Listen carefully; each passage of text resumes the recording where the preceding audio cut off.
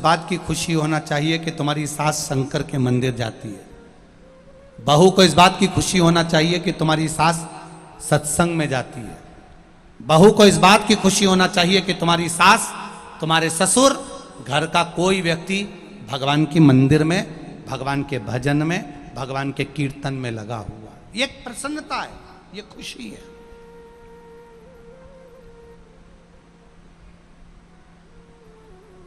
एक पत्र आया है, देखिए।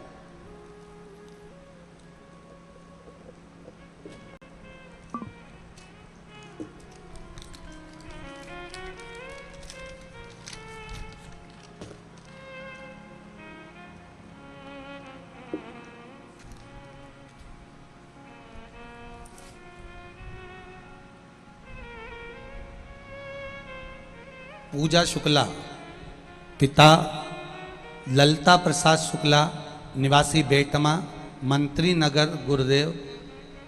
शिव कृपा और करुणा। कहीं बैठी हो शुक्ला तो हाथ जरूर हिलाइएगा। पूजा शुक्ला, पिता ललता प्रसाद जी शुक्ला, निवासी बेटमा, मंत्री नगर, गुरु।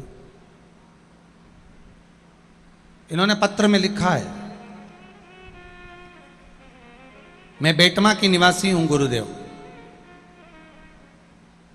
शिव मंदिर चाहे बेटमा के हो चाहे कहीं के भी हो, उस मंदिर में लोग केवल शिवरात्रि या सावन के महीने में जाते थे।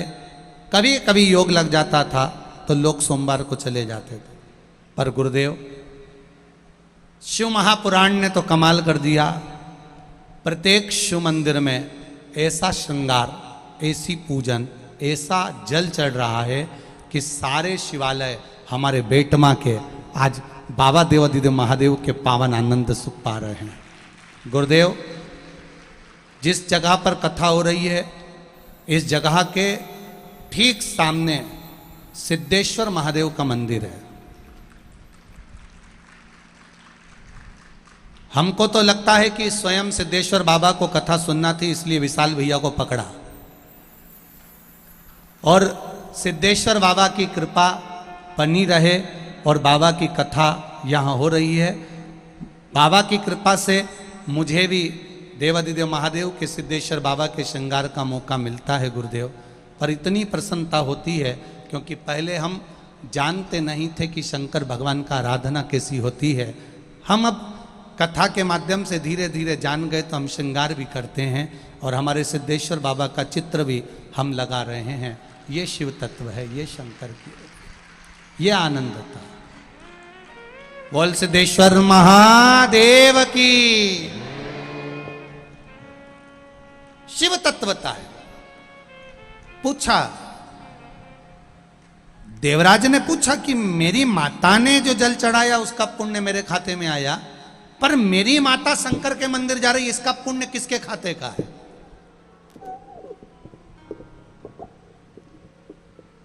ये किसके खाते का है? मेरी माता अगर शिव मंदिर जा रही है, मेरी माता शंकर के मंदिर पहुंच रही है, मेरी माता अगर शिव मंदिर में जाकर आराधना कर रही है, मेरी माता शंकर जी के मंदिर में झाड़ू लगा रही, पोछा लगा रही, श्रृंगार कर रही है, मेरी माता शिव मंदिर में जल भर कर रख रही है, मेरी माता शंकर जी के मंदिर में दिया लगा रही है, मेरी माता ने शिव मंदिर की चौखट पर कोई रंगोली डाल दी, कोई गुलाल पिटका, तो ये किसके पुण्य से, इसका पुण्य किसका माना जाएगा? तो शिव महापुराण की कथा में देवादिदेव महादेव ने कहा। और ये प्रसंग इतने सालों से जो कथा चल रही है उसमें ये प्रसंग नहीं आया। उसमें यहाँ तक तो प्रसंग आया कि देवराज की माता के पुण्य से देवराज को कैलाश धाम मिला, पर देवराज का ये प्रसंग कि उसकी माता को कौन सा पुण्य मिला था कि वो शंकर जी के मंदिर में जल चढ़ाने जाती थी, वो पुण्य किसका था? तब देवादिदेव महादेव कहने के लिए उसी समय पर तत्पर हुए। सामने से देवऋषि नारद निकल कर आ गए, सम्मुख में से देवऋषि नारद। श्रीमन नारायण, श्रीमन नारायण, श्रीमन नारायण। सामने से देवऋषि नारद आ गए, करताल हाथ में, वीणा साथ में, बजाते बजाते नारायण श्रीमन नारायण नारायण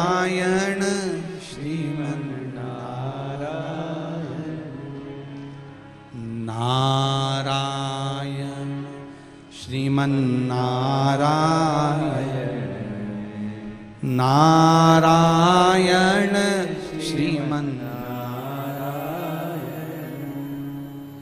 लक्ष्मी नारायण बद्री नारायण नारायण श्रीमन्नारायण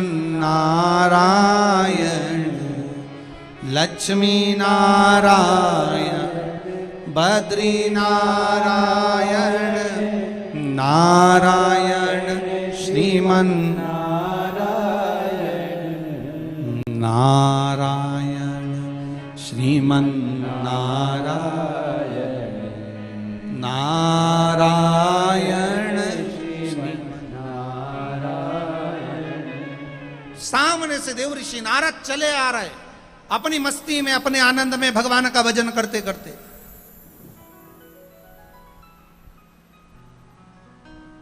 देवराज का ध्यान गया देवऋषि नारद की ओर। नंदी पर देवराज है भगवान शंकर, नंदी का सींग पकड़ कर चले जा रहे हैं पैदल। बहुत ध्यान दीजिएगा, यम के दूत बंदी बनाने आते हैं, यमराज के दूत आते हैं, यमदूत बंदी बनाने आते हैं। वो तुम्हें पैदल चला कर लेकर जाते हैं नरक तक। अगर तुमने कुछ पुण्य करा तो बैकुंठ से पार्षद आते हैं, वो तुमको लेकर जाते हैं सिंहासन पर। भगवान विष्णु के पार्षद आते हैं तो बैकुंठ सिंहासन पर लेकर जाते हैं। यम के दूत आते हैं, तुम्हें पैदल चलाते चलाते नरक लोक तक लेकर जाते हैं। केवल शंकर भगवान के मंदिर में जल चढ़ाने वाला, दिया जलाने वाला, शिव की कथा सुनने वाला, शंकर का दर्शन करने वाला केवल एक ऐसा होता है जिसको रथ पर नहीं ले जाया जाता, जिसको पैदल नहीं ले जाया जाता, उसको स्वयं शंकर भगवान नंदी पर बिठाकर खुद लेकर जाते हैं। वो शिव का भक्त हो, शंकर का उपासक होता है, शिव का अनुमोदन करने वाला, केवल शिव की भक्ति करने वाला। तो ये सामने से देवऋषि नारद आ रहे हैं। अब देवऋषि नारद को देखा तो देवराज के मन में फिर शंका जाग गया, संशय फिर जाग गया।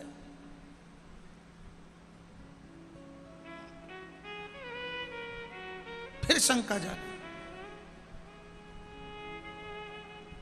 अब शंका क्या जागी देवराज के मन में? देवराज जी ने शंकर भगवान को कहा, हर हर महादेव। शिव जी ने जो पलट कर देखा, जैसे ही हर हर महादेव बोला, भोलेनाथ जी ने पलट कर देखा। पलट कर देवादिदेव महादेव ने जो देखा तो देखते से क्या, देवराज देवऋषि नारद को देखते से बोले, प्रभु एक मन में संशय और है, मेरी माता ने कौन सा पुण्य करा जो शंकर जी के मंदिर में जल चढ़ाने गई, और ये देवराज नारद ने कौन सा पुण्य करा जो 24 घंटे श्रीमन नारायण श्रीमन नारायण श्रीमन नारायण श्रीमन नारायण करता रहता है। तो ये शंकर भगवान बोले, तेरी माता ने और देवराज ने एक जैसा पुण्य करा है, केवल एक जैसा पुण्य करा। देवराज ने वो पुण्य करा जो मेरी माता ने करा? हाँ, दोनों ने एक जैसा पुण्य करा। वो कौन सा पुण्य? वो पुण्य कौन सा?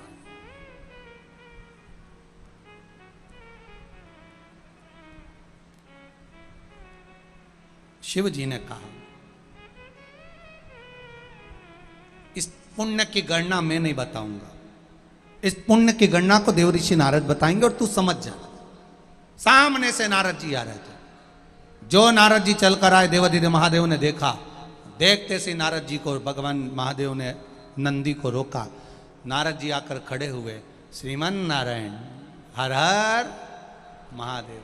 आज मेरा त्रिकालदर्शी कैलाशी अविनाशी मेरा देवादिदेव महादेव, आज मेरा भोलेनाथ पैदल चले जा रहा है, आज मेरे शंभु पैदल जा रहे हैं, क्या बात है। बाबा देवादिदेव महादेव ने कहा, बड़ा पुण्यवान जीव है जो नंदी पर बैठा है, जिसको मैं कैलाश लेकर जा रहा हूं, बड़ा पुण्यवान। देवराज की आंख में आंसू भर गए कि मेरे जैसे पापी को भी शंकर भगवान पुण्यवान कर रहे हैं, मेरे जैसे पापी को पुण्यवान कर रहे हैं। बड़ी कृपा करिए, बड़ी दया। शिव मंदिर जाने वाला कितना भी बड़ा पापी क्यों ना हो, शंकर की कथा में जाने वाला, शंकर की चौखट पर जाने वाला, 12 ज्योतिर्लिंग के दर्शन करने वाला या शिवालय में जाने वाला कितना बड़ा पापी क्यों ना हो, शिव महापुराण की कथा कहती है उसकी भी गणना पुण्यवान जीव में होती है जो शिवालय तक पहुंच रहा हो। नारद जी ने पूछा, आज मेरा महादेव पैदल पैदल चल के जा रहा है? शिव जी कहने लगे, हाँ आज मैं पैदल जा रहा हूं क्योंकि पुण्यवान को लेकर जा रहा हूं। पुण्यवान प्रभु मेरे लिए क्या आज्ञा है? शंकर भगवान ने कहा बस यही आज्ञा है कि आप बताओ कि आप श्रीमन नारायण क्यों करते हो। कहा, एक दासी का पुत्र था मैं, मेरी माता दासी थी, एक ही काम करती थी, संतों के घर का भोजन बनाना, ऋषियों का भोजन बनाना, साधुओं का भोजन बनाना, और भोजन बनाकर उस भोजन को ब्राह्मण संतों साधुओं को खिलाना। और वो भोजन में जब संत भोजन करते थे सब समाप्त हो जाता था, तब मेरी मां संतों की उस पात्र को धोने जब बैठती थी, संतों के पात्र को धोते समय उनके पात्र में जो झूठन बच जाती थी, वो संत ब्राह्मण के उस झूठन को मेरी माँ पा लेती थी। मेरी माँ उस झूठन को पाती थी, मैं गर्भ में था, मुझे उस झूठन का भाग प्राप्त होता था। वो झूठन के भाग से आज मेरी भाग्य जम गए और मेरे भाग्य बदले और मैं साधारण से बालक से देवऋषि नारद बन गया। ये संत कृपा से, ये गुरु कृपा से, ये ब्रह्म कृपा से, ये कोई साधारण कृपा नहीं है।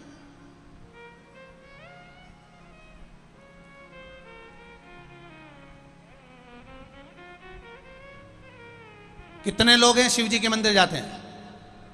हाथ उठाओ जरा जम के। सब जाते हो? रख लो। कितने लोग हैं जो शंकर जी के मंदिर में जल चढ़ाते हो? उठाते जाओ हाथ। चढ़ाते हो? रख लो। कितने लोग हैं जो शंकर जी के मंदिर में जल चढ़ाने के बाद थोड़ा सा जल झेल कर लेकर आते हो? सभी हो? रख लो। कितने लोग हैं जो जल झेल कर लाते हो, उस जल का 2 बूंद अपने मुख में भी डालते हो? बस तैयारी रखना, तुम्हारा जन्म अगला मृत्यु लोक में नहीं होगा, तुम बैकुंठ का निवास करने वाले हो। तुम बैकुंठ का निवास करने वाले होगे। क्यों? माता पार्वती जी ने देवादिदेव महादेव से एक प्रश्न किया था कि मृत्यु लोक से, संसार से मुक्त होने का कोई साधन बताइए। शंकर भगवान ने कहा, मुक्त होने का साधन केवल एक है। क्या? मेरी कथा का रस तत्व ग्रहण करना और मेरी कथा के रस तत्व को ग्रहण कर कर उस कथा में से थोड़ा सा भाग ले लेना और अपने जीवन में उतार लेना। मतलब आपने कथा सुनी, कथा सुनकर ये ग्रहण किया कि शिव जी पे एक लोटा जल चढ़ाना है, आपने ये ग्रहण किया शंकर जी पे जल चढ़ाकर उठाकर लाना है, आपने ग्रहण किया कि वो जल लाकर थोड़ा थोड़ा सबको घर में देना है। मतलब श्रवण कर कर उसको अपने जीवन में उतारा। तो भगवान शिव पार्वती जी से कहते हैं उसका फिर जन्म नहीं होता, वो मेरा होकर मेरे धाम में निवास करता है, मेरे धाम में निवास करता है।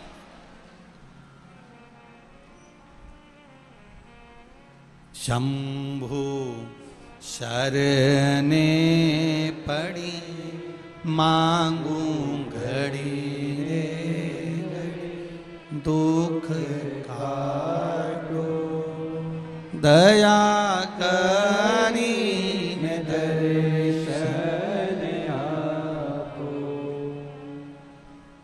काशी में खुली है दुकान